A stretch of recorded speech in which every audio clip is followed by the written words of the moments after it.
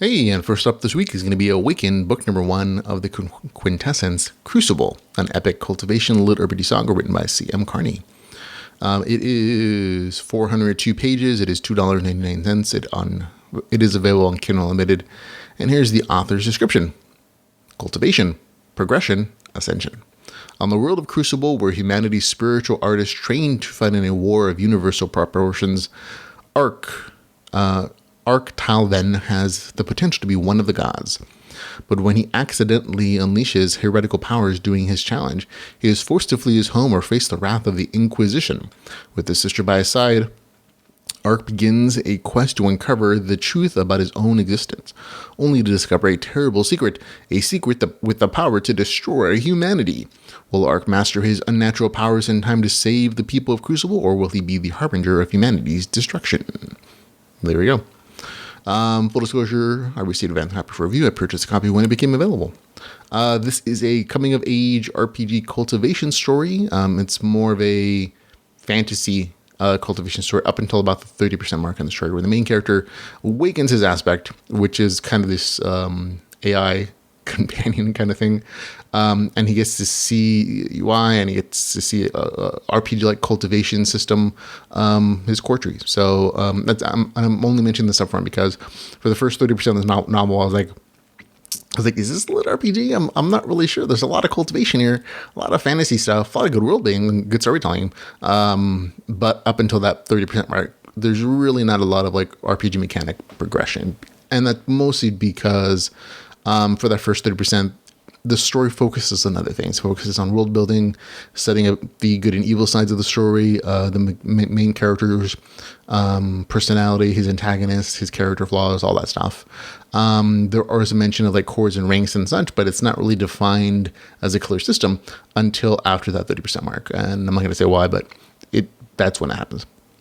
And he gets access to this new information, his core tree. You actually get to see notifications. You get to see like an inspect-like system where he looks at other characters and he sees their kind of key level and such. But even in that case, for most of the story, it's kind of a lighter system. And that may be potential, but it does exist. And for me, that's enough to make it a LitRPG because there was a clear and again quantified progression system. So, and that's all it kind of takes for me.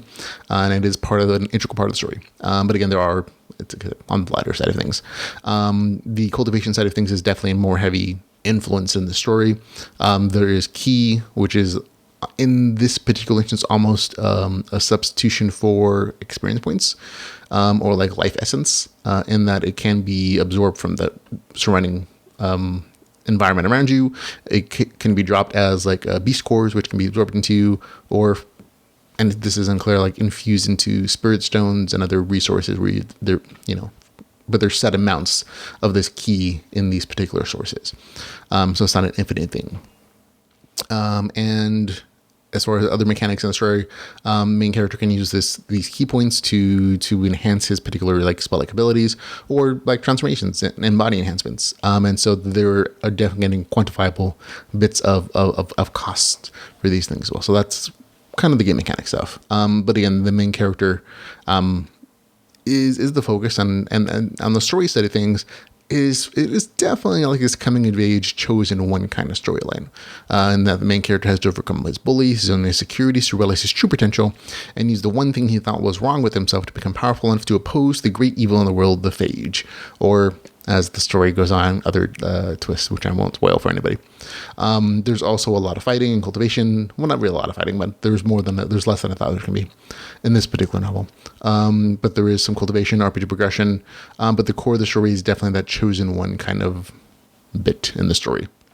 On the plus side, of course, there's a world that is well fleshed out with complex characters and well thought out world building, which is kind of a reliable trait for C.M. Carney. He does a lot of good like backstory world building and character development and social like conflicts sometimes. And there are problems in storyline set up that you can see like, oh, this is going to fuel like a whole series worth of good, interesting novels.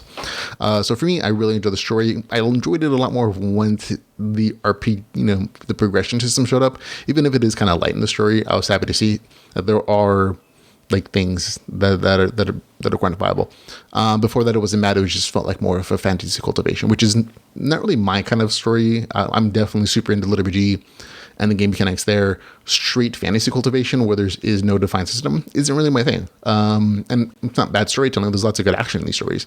It's just not as interesting to me as personally as LitRPG. And so that's not an issue for you. You're going to probably really enjoy the entire story from beginning to end if you appreciate cultivation stories more. For me, it gets a score of 7.5 out of 10. That's Awakened, Book 1 of the Quintessence Crucible, an epic cultivation LitRPG saga with a score of 7.5 out of 10.